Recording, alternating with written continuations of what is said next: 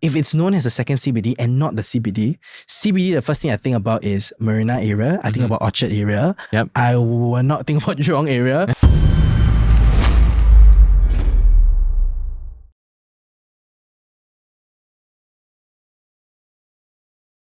All right, so welcome back to our new launch review. And fun fact, we don't really have a series name for this because we haven't really thought about it. But we just really want to give you the speed of details to get to know some of the projects that we have been hearing on the ground, and also give you that first dips on our opinion before even sometimes the pricing is out, okay? And if you haven't caught us, right, the webinar actually happened last Saturday, our Q4 webinar, where we talked about some of the upcoming land bits that is actually going to come up. That's quite attractive to take a look at, and also some that you have to definitely avoid, okay? So if you're wondering where you can get these Q4 webinars, firstly, actually, the brokers are the ones that are sending out the links privately because we want to keep it to exclusive community. I think that particular webinar, we had about 380 that signed up, right? And if you want to figure out where to get the link, if you are not in touch with any broker, right? First up, right here, you can see this is our Telegram link. And you also can contact us over here on the WhatsApp link here as well. WhatsApp call as well. It's quite easy to remember, 8503-5503, right? We specifically got this undervalued number. Oh yeah, I think that was like a 90% price drop from what initially was the price that was Undervalued deal hunters. Undervalued deal hunters in everywhere. Okay, so today we're going to talk specifically about Jayden. Yep. I love the name Jayden. Okay, but Jayden, which is a very nostalgic project in my head, in my heart. You know why? Oh, why so? Because I did initially consider calling myself my son Jayden, right? If I have a son, and congratulations on being married. Yes. And number two, right, is also Jurong Gateway has been a space that I always shop a lot because I'm a Westie, shifting to the east soon. Okay, so we have Chris with us today, our director of investments. And we're going to talk a little bit more, not specifically on the numbers, but most likely our opinions on Jayden as a project and what indication that we have in terms of the pricing is going to be. All right, let's talk about it, Chris. All right, so Jayden is found in the heart of Jurong East, Yes, right next the to shopping belt. Yeah, shopping belt, right next to Jurong East MRT. And the site area is 7,000 square meter of land. Yeah. Okay, not too big, but they're building quite a high plot ratio, 4.48. So they're building up to 40 stories. Wow, that's beautiful. Very, very rare nowadays to get this kind of high rise. Yeah. 99-year loan tenure. Okay, mixed use in terms of residential. So residential on top floor and bottom will be commercial. Yes. And number unit is 368 units. Yes. Vacant possession 2027 and just one block. A singular block. Or a singular block that's done by CapitaLand. Correct, CapitaLand. So developer background, they've done quite a few projects like Bedok Residences and Sky Habitat, which is well known. That was used to be a time where they rose prices ahead of fundamentals, and then right beside, right, the condominium that they also built actually profited with Skyview, which profited way more than Sky Habitat as well. Yes, indeed. So they are well known to have a huge experience in terms of both a mixed development and residential alike. Yes. So this location is found next to Jurong East MRT, as mentioned just now. It's a revamption from previously well-known J Cube. Beautiful place to shop. Yes. I go there to shop. Ice skating ring. Yes. Karaoke. Wow. Yes. Those are the fun times. And this is a place where from J Cube, it was a full commercial unit, shopping mall, and convert into residential. Yeah. So it's very well thought out because in this area, there's very severe lack of residential. Yeah. If you take a look later on, the government had a lot of plans moving forward. Yeah. Okay. And next, if you look right beside it, the Jurong Regional Library, the Jurong East Bus Interchange right beside, even the Genting Hotel, the iconic building that's right at the heart of Jurong area. Okay. And if you look at this entire J Cube development by CapitaLand, what they plan to do is they are converting into residential because of pure reason of lack of supply in the first place. So a lot of people here, in fact, for J Gateway, one way is to look at the demand for this kind of units. On the first day, and back in 2013, that was some time back, they only launched over here, sold out on preview day, fully sold out. I remember that my family was considering buying a unit there at 1,004 per square foot, and they were thinking that it was too expensive. Yes. Unfortunately, it profited way more. Profited, yes, for after TOP. Yes. But it was still on a higher per square feet. Yeah, it was really high at 2013. In 2013. Yeah, 2013. This is like, I remember 2018 price, even at some OCR area. Absolutely. So we're already seeing that observers are estimating a 2,000 to 2,001 per square foot price tag. Which unlikely is the case, right? I don't think so. Yeah, because there's Lake Garden Residences, there's really going way past that. And, even the Mist has really, where the bomb just detonated recently, right? Was already above 2,001 per square foot, yeah? Yes. So there's something that perhaps we're looking at 2.2 to 2.3. There's something that we're still waiting for the prices, but there's some indication that we may see. So next up, let's take a look at the schools. Okay, within 1 km, we have Fuhua and Yuhua Primary. And within the 2 km radius, we have Jurong Primary, Bukit View, and Princess Elizabeth. So I think this place is actually quite perfect for families who are sending their kids over there. And it's not too far away as well, right? This is the West Zone, yeah? Yep. And shopping-wise, of course, you have no prizes in guessing. This is the second shopping belt of Singapore, right? For the Westies, right? Yep. Fun fact, my parents and my fiance's Penny's parents, they love to shop in these places. IMM, you have outlet shopping there. Westgate, Gem. Very nice malls where you have you actually have everything, whether it's arcade lah, cinema lah, Uniqlo, very important to buy some work clothes sometimes. Discounts, and everything, Yep. So in terms of amenities wise, right, within walking distance, if you walk a little bit further, you're able to get Chinese Garden, Jurong Lake Gardens and the Japanese Gardens. So recently they actually did a revamp for the entire Chinese Garden and it looks beautiful, right? And of course, one stop down, right, towards the Clementi area, you have the Clementi Mall. You have Broadway Food Centre that's actually on walking distance away. And of course, for all those OGs, Westies, right? Before Jurong Point was a 2-wing building, right? Currently now it's a 2-wing building right now. In the past used to be 1. Jurong Point is also a place where the Westies go and shop as well. So one thing I can say about this place is that not only are you in the center of I will call it the metropolis, right? The place where most of the shoppings are at. When you want to take a few steps forward, right, you're able to get nature as well. Yeah? Yes, it is. Okay, let's talk about the unit mix, right? Of how Jayden is actually like. Okay, so in the units mix, Jayden have launched these details. For most of it, okay, you can see it's very evenly spread out. 1 bedder, 1 bedroom plus size, 37 units. Very interesting, 37. And then for 2 bedder, okay, there are 2 different types, B1 and B2, also 37 each. Okay, square feet is about the same. Okay, and 2 bedroom plus study, also 37. So it's very interesting. 37 so each. Fun fact is that there is no 5-bedroom. Yep. Like Lake Garden. Yes. And just for you all to know what kind of buyers profile are there, Lake Garden I think enjoyed about 17% in terms of total units sold upon launch. Yep. And most of the units that were sold at Lake Gardens were actually the 2-bedroom, compact 2-bedroom study, not much of the 3 and not much of the 4, which also what we are realizing is that most of the demand that's going towards these areas, right, the newer condos, are mostly young couples or retirees, right, that I'm seeing. It's quite understandable because the Jurong area is actually quite near the Jurong Industrial. Yeah, absolutely. Where my sister actually worked near the Jurong Belt. So it's a young couple. Very young couple. It's like a science park area. Absolutely. Yeah, so it's quite a very interesting, unique dynamics over there. Interesting. Yeah, and that's why you can see majority of it, if you notice, more than like around close 50% of it is actually the 1 to 2 bedders. Yes. And interesting, another thing to take note is about the size. Yes. You can see 520 square feet for 1 bedder. Yep. 620 for 1 plus study. Yep. 715 for a 2 bedder, which last time it could be only 600 plus square feet. Yeah, absolutely. And of course, this is because of the recent ruling that increased area the minimum harmonization, right? area harmonization, Yeah. along the fact that they also increased the last 70 square meter to 85 square meter. Yeah. So per average unit size must be bigger. It's a bit bigger right now. Yeah. And for the 3 bedder, you can see every unit 1140 square feet. Usually it's only 900 to 1,000. It's going to be very interesting, you know why? Because there's only one block. Yep. So you can imagine how they built it.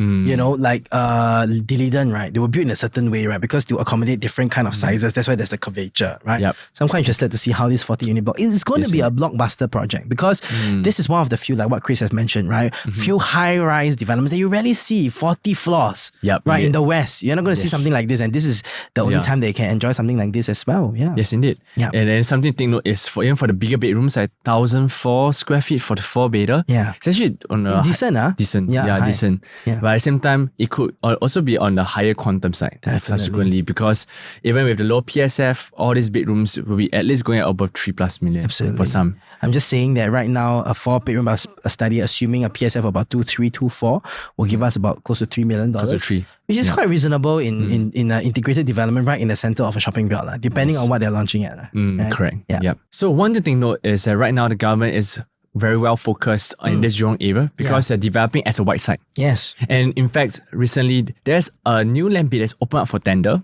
which is at the Jurong Town Hall Road area. This plot over here. This is the first land bid that will be coming up. Absolutely. And what the government wants to do is that they want the developer, when developing the land, not just to build a resi, they want to create a concept. To redevelop the whole place as well. Yes, right? indeed. And fun fact, I've been hearing about Jurong Lake District since 2018 when I was buying Twin View.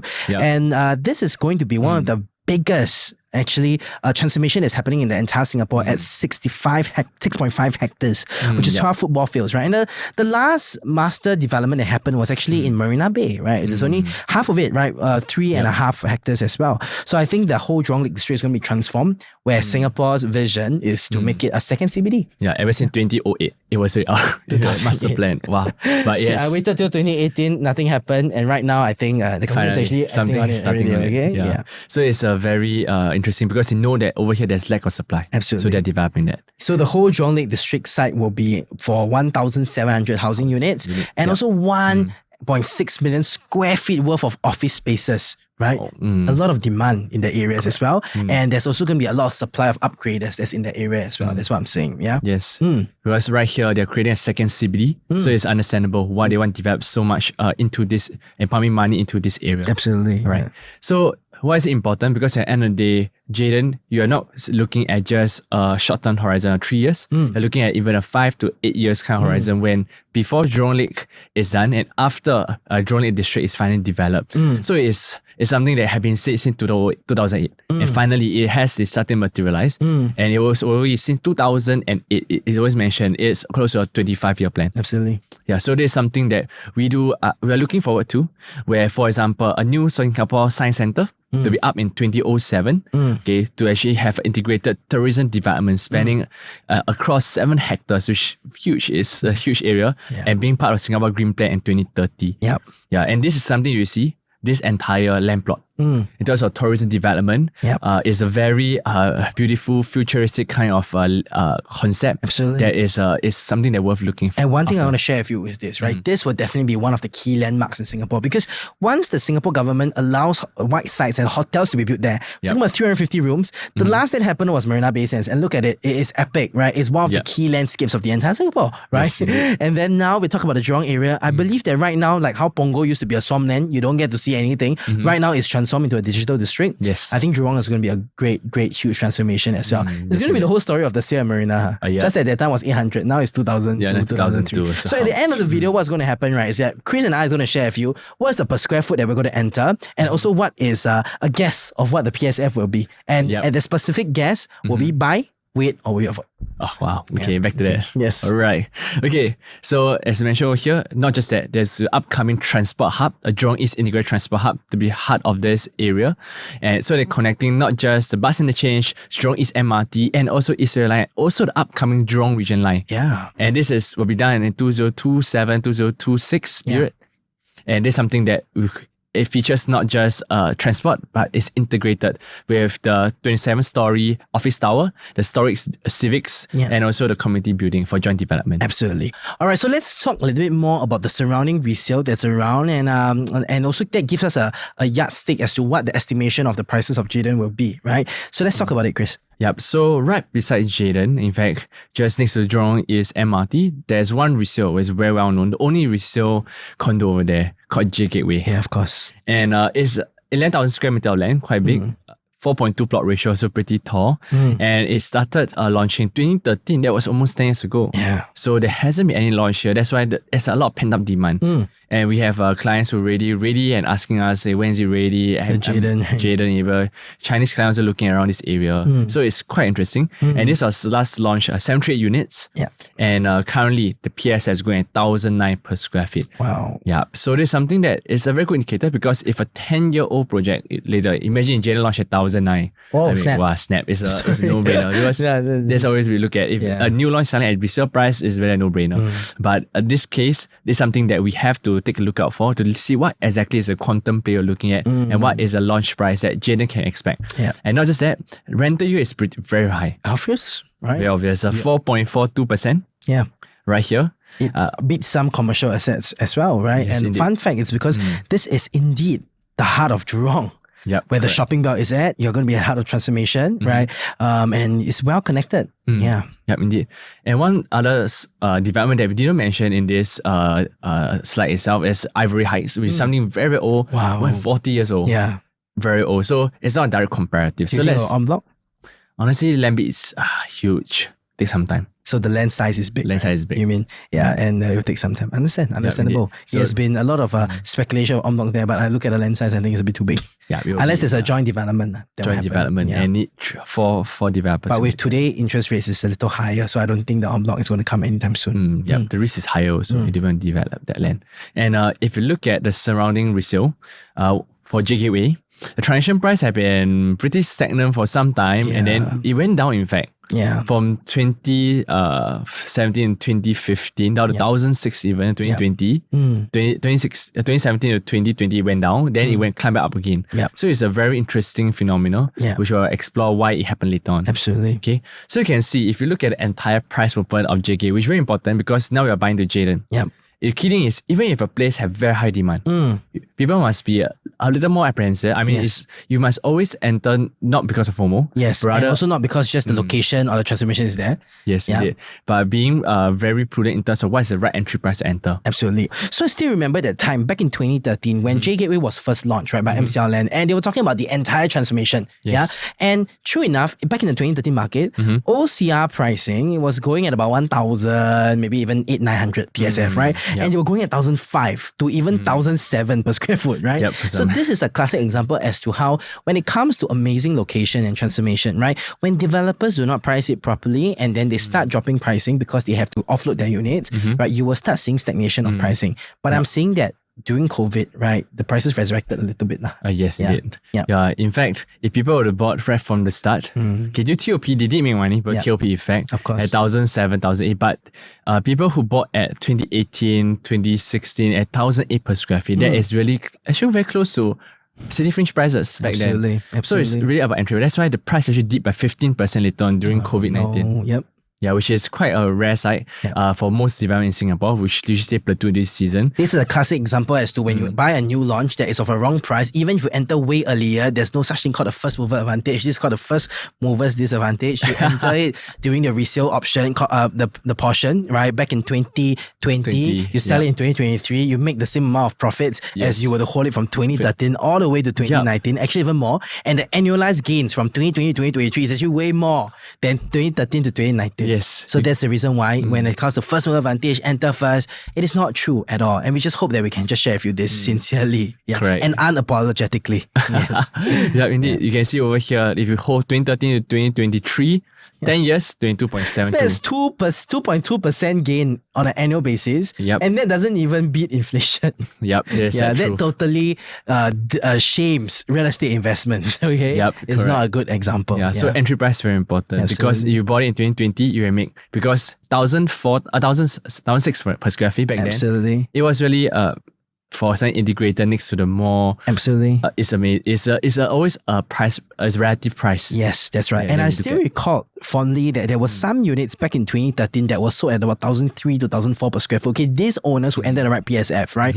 I'm sure they make a profit. So let's go into the profitable transactions and let's take a look. All right. So for profitable transaction, you can take a look at those who bought in 2013, all the way 2013. It is sold it today, 10 years down the road. It's not that decent because for smaller units, 474 square feet, 500 square feet, they make 151K. In 10 years, which is maybe 15K a year. All right. And max was maybe 200K. So this is something to think note. So sometimes, which we didn't feature over here, sometimes if you take note, those who sold at TOP actually make the same as well as hold 10 years. So I believe that currently, as of now, the most profitable transaction is actually 1513, making a profit of $500,000, but at 1,003 per square foot, sold it at 1,008 per square foot in 10 years. And if you look at the annualized gain of 3.3%, it's not good. So that's the reason why, even though you see huge profits, but you must understand 10 years. 10 years is 3 real estate cycles. Indeed. You can make like 5-6%. You can even make annualized of about 20, right, 15 to 20% on your ROE as well. ROE.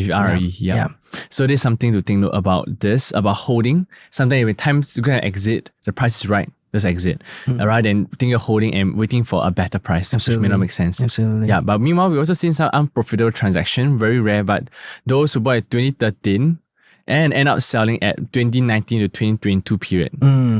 Then they lost maybe 9K to 10K, but the price has been stagnant. So this is quite sad because we were waiting for so long. So long already. You definitely want to liquidate it, right? And one thing to note is 2023, you see, 20, 2023, which is your like one bedder. Yeah. Bought at 1,700 per square feet. That was in 2013 period. You buy it at the wrong pricing. Naturally, after 10 years down the road, you can't liquidate at the right price. Absolutely. Yeah. So it's back to what exactly is right entry price. Yeah. Yeah.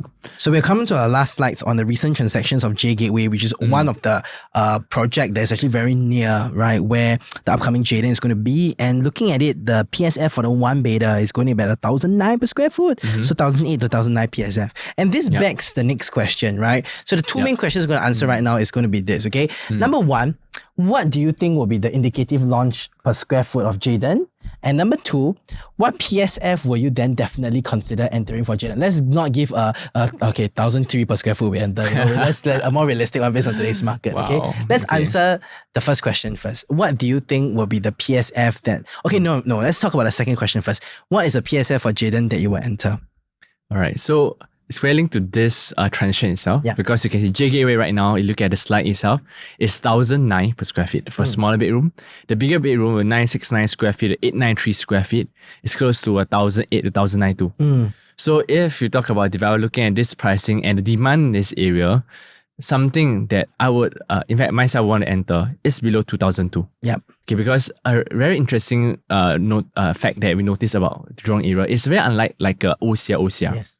It's upcoming CBD. Yes. It's decentralizing the entire Singapore CBD concept. Yes. So with this, the entire concept of seeing it as a pure OCR, there's a premium to it that we add on to. Yes. That's why you can in fact label closer to RCR concept. Yes. Yeah. Then meanwhile, looking at second question, which is the developer launch price, as mentioned, if you see 1,009, something they will launch will actually even closer to 2,003.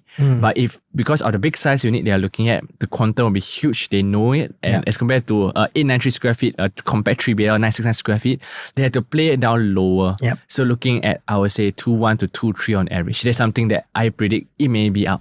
Okay. Yeah. Personally, I will enter Jaden if the per square foot is also similar. Anything that's under 2,002, I'll consider.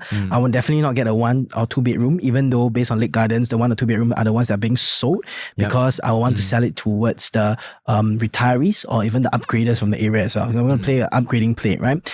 As for the indication of what the PSF is going to be, okay, this is just my guess. I agree with you. 2,003 per square foot seems to be going to be the average, right? But if I'm CapitaLand today, I'm seeing the miss selling at 2,001, 2,002 per square foot. Okay, it's going to go to 2, right? And I see reserve residences going upwards of even 2.5 already, 2.6 per square foot also have, right? For me, I'm thinking I'm in the heart of the second CBD. No matter what break-even price I've got, no matter how long I held J Cube for, even though I'm the person who owns the entire plot, I will be considering to sell something on an average price of about even 2,004 to 2,005 PSF.